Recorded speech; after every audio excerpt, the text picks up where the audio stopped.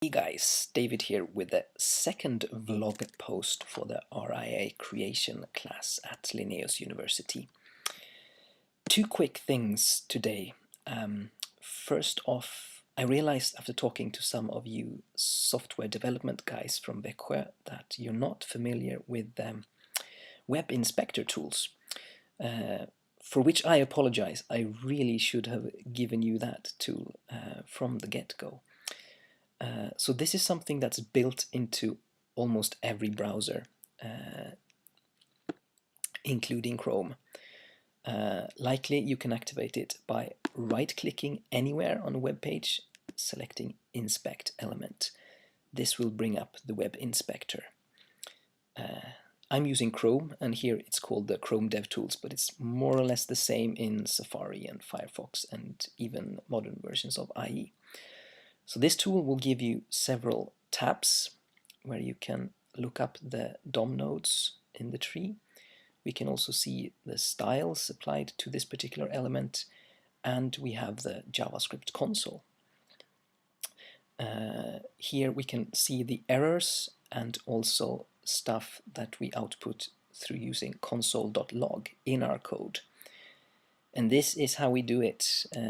If you are using alert, you will automatically fail this course. So to get familiar with this, if you're not using it already, you can check out the Chrome DevTools homepage if you're using Chrome, or just Google Web Inspector tutorial for your browser.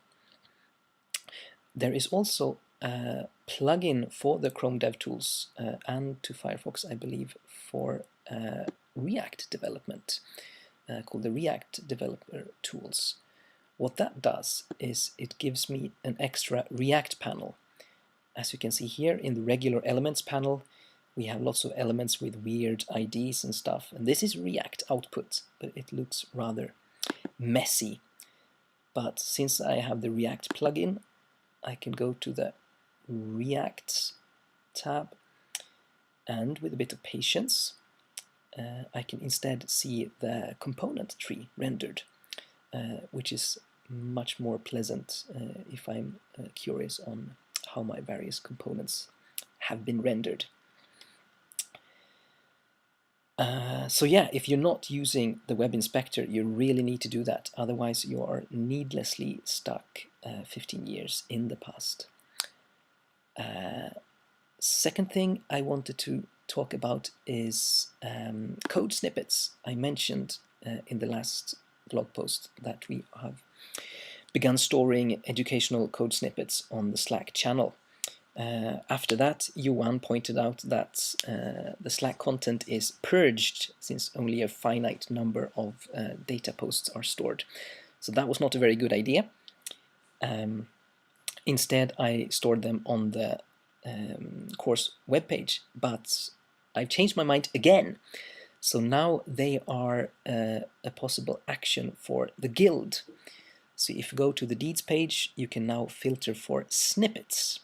And a snippet is a link to code on JSBin or JSFiddle or CodePen or some interactive code repository like that.